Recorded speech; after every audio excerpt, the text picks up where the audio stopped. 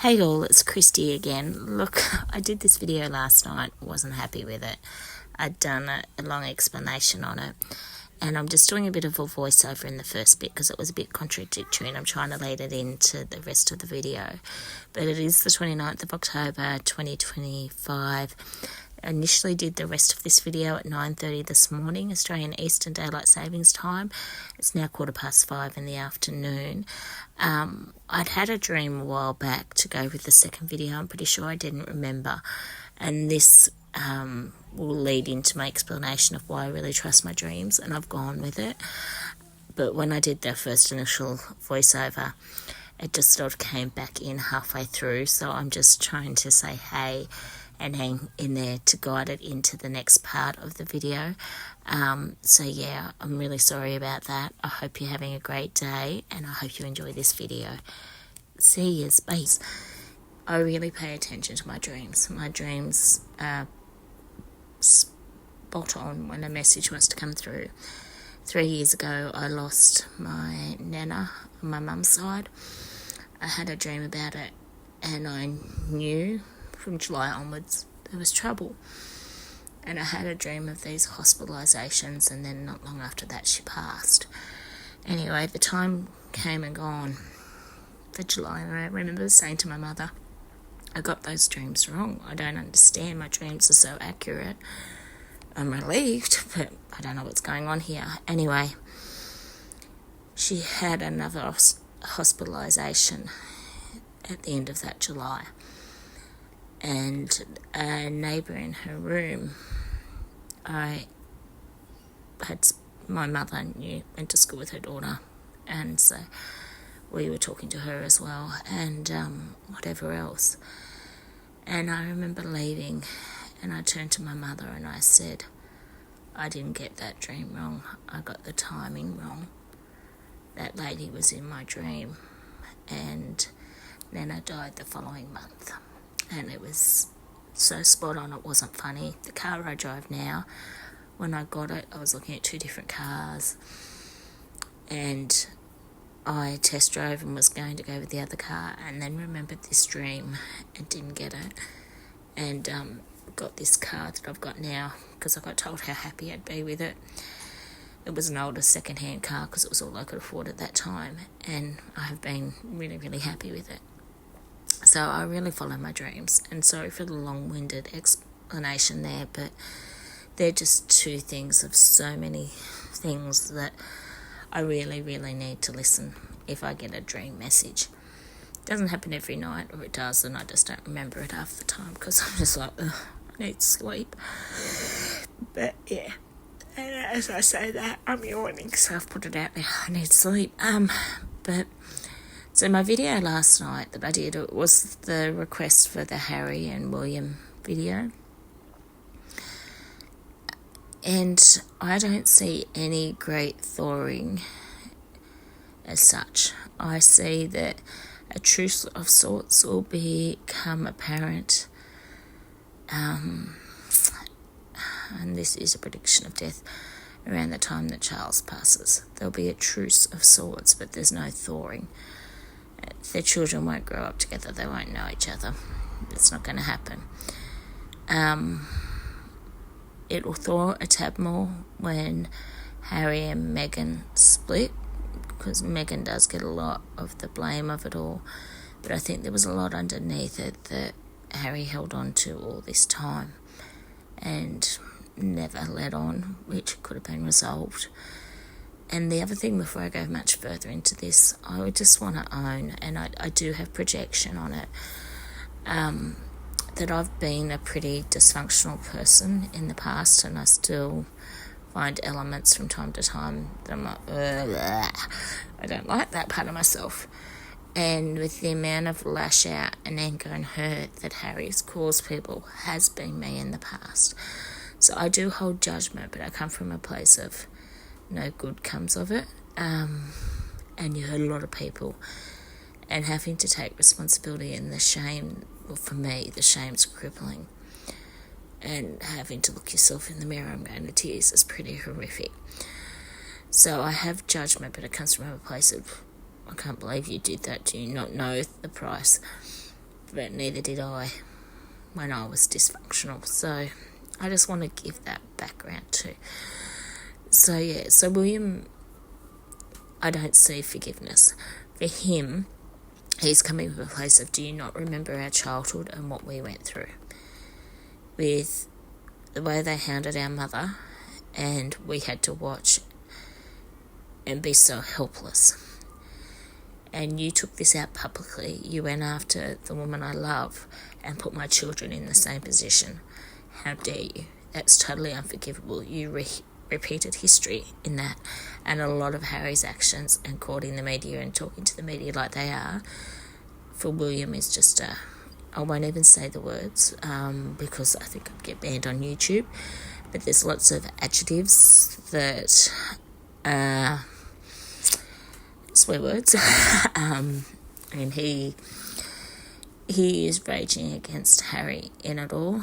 And Harry was the one person he was relying on really holding his hand through it. He didn't want to do that to Kate as much. He wants to protect Kate. She's taken a step back, but it's also been William's doing for her to be the backseat driver, because they never wanted her to be in a position like Diana was. So there's been preservation around her as such, which is quite ironic because I do believe she is pretty beloved.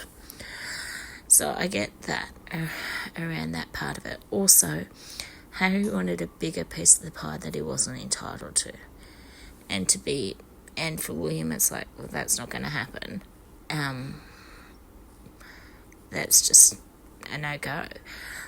So that's where I sort of get William's energy on it, and the fact that the people closest to him were put in a position that him and Harry were put in as a child, willingly. He just, you're dead to me. So I get that quite strongly from William. And the other part of it from William that I get for entertainment purposes only, they weathered the storm of being a racist family, all that. They went through it all. And when they got through the other side, Charles and Kate were both diagnosed with cancer. And for William, it's quite a coincidence that they went through so much stress and public scrutiny at the hands of Harry, only to be diagnosed with cancer. And what's the connection there? Did you cause this? And his father really did go through quite a lot of pain with what Harry said and did towards the family. And he was bewildered. Charles was bewildered that Harry had all that in him. Believe it or not, I get that Charles was quite a humane person.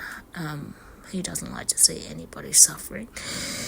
And he would have got the help for Harry if he could have. And he's tired and he's exhausted from it. And he just wants a break because it's been non-stop all these years, trying to be there for his boys and trying to do the right thing and trying to do the thing by the crown. For William, he actually has a lot of respect for his father. They've become quite close, I believe. But he wants to carry on the same way as his father. But the crown doesn't come first. His family does, and he really wants that. He doesn't want to be tired and buggered, and he doesn't want to raise a Harry. So he's trying to find that happy medium. For Harry, he's like, but I asked for this and you wouldn't give it to me. You asked for this, you're so arrogant, you're so this.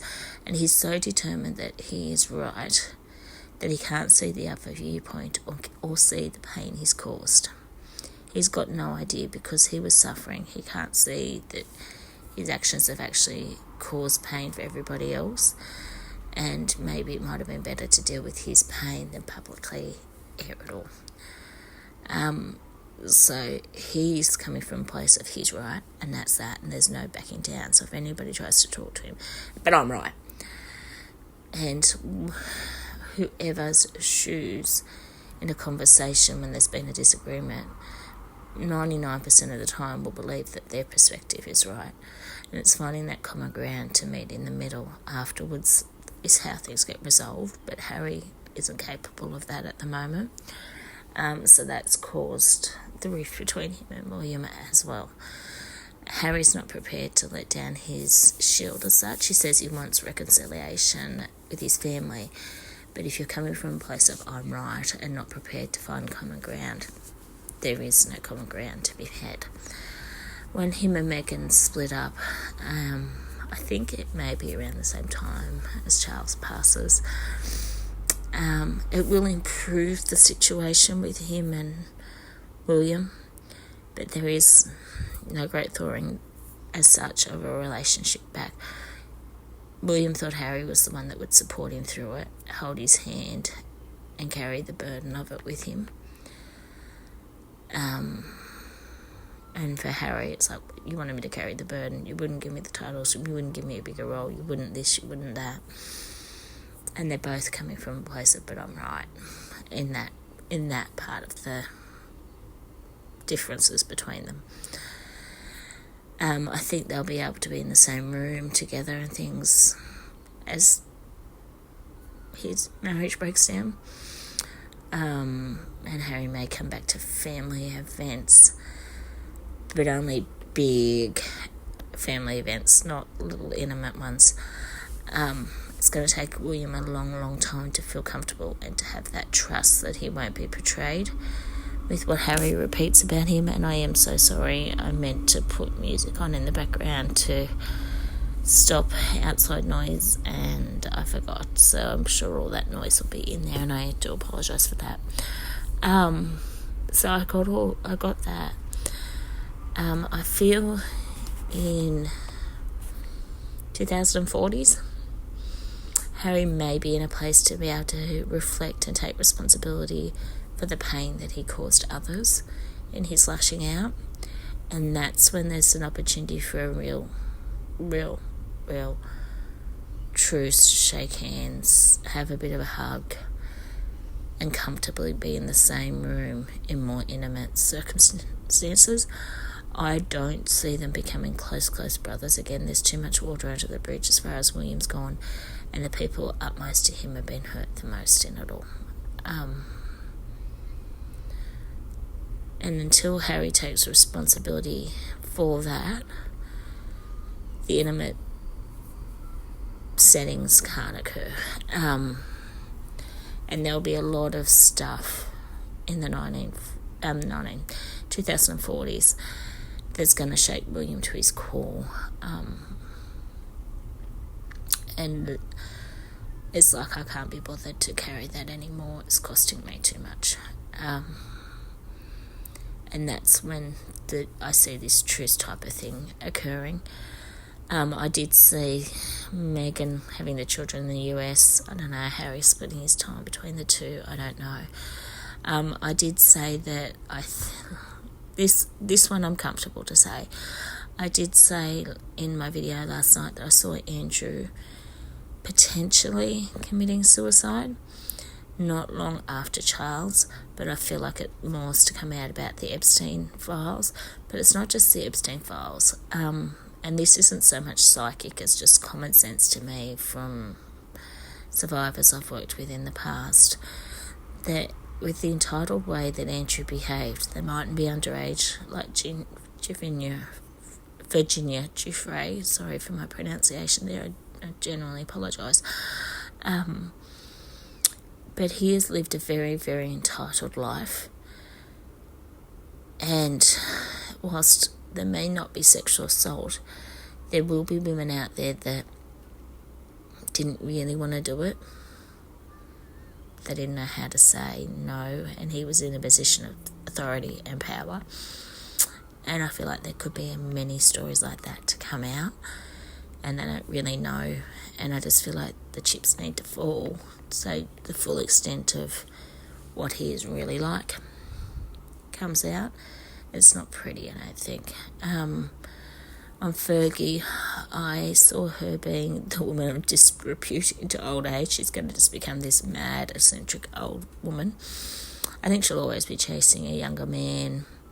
She's not going to find what she's after, but she's had a lot of shake-ups with the cancer and stuff.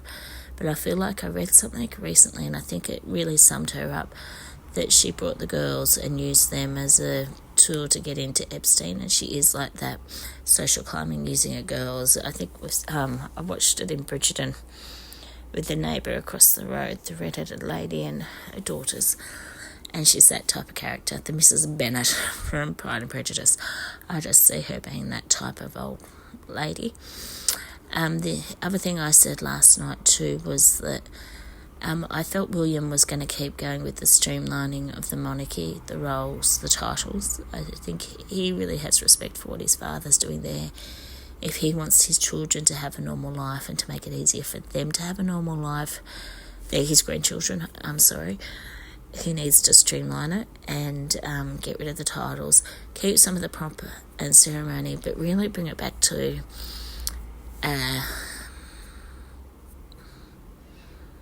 title only. How do I even put it into words? But he really wants it to come back to like a job as such, with just a small figureheads, so they can have a chance to have a normal life.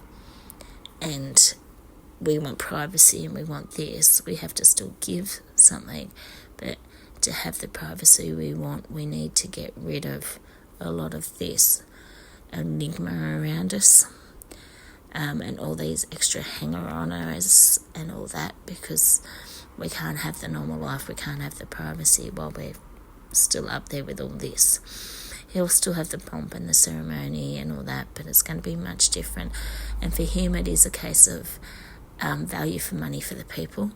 So in that, I also see William, a lot of the royals get these houses on like Kensington Palace. They get their houses or apartments or whatever that are all scattered all over it, really discounted rent, things like that. I see that becoming a bygone era. Working royals will get the perks, but if you're just a royal by birth, pay the market rent, no perks. That type of thing.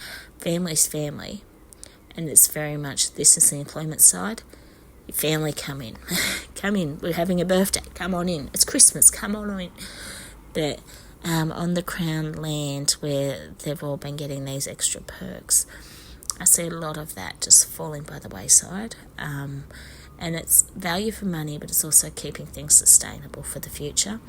So I got all that. And then the other thing that I really got quite strongly is that when Kate and Charles both went down, and when Charles and Camilla are no longer with us,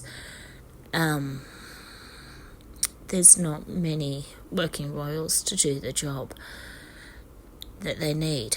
But I really strongly got not to bring Eugenie and Beatrice into that fold.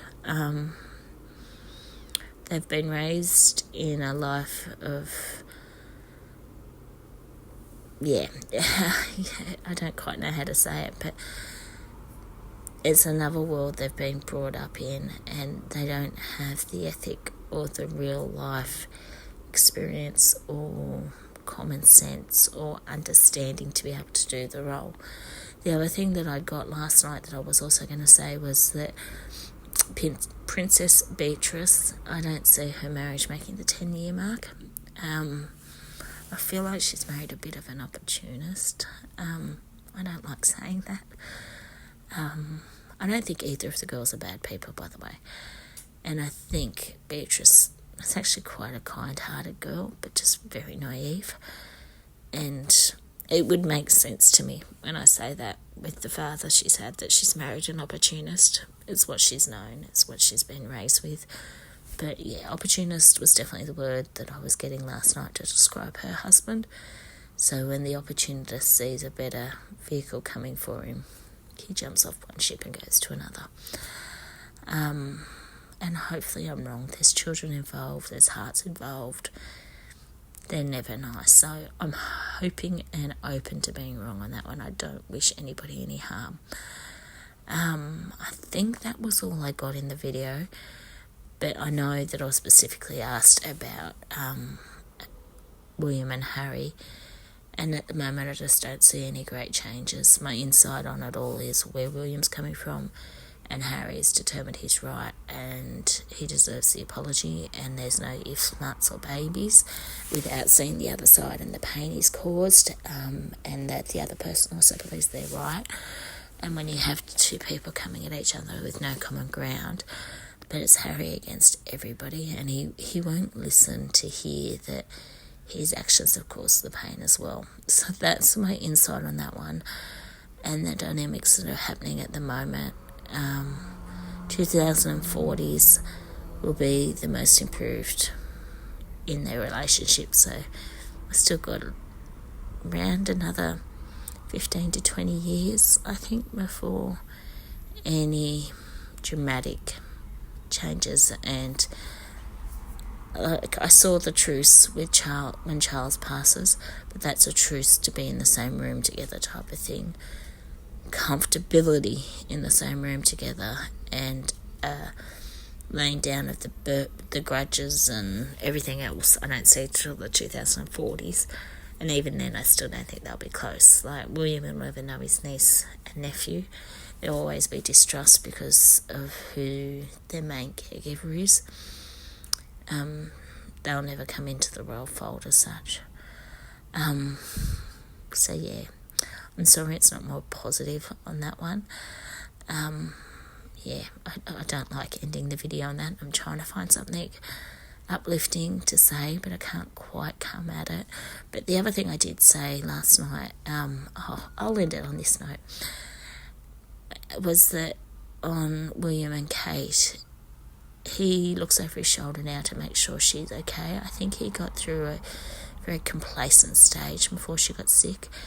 And when she got sick, he was rocked to the core. His childhood trauma of what he'd been through with Diana came flying up for his children and himself.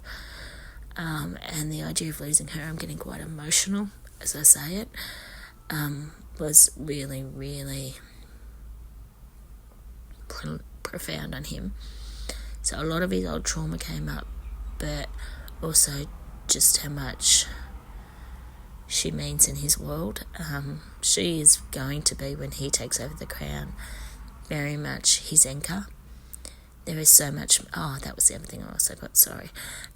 She is very much the grounding influence and the stabiliser within that family nucleus. And there's much that she does to hold it together. And as much as I actually really like Kate's brother. I really like his energy.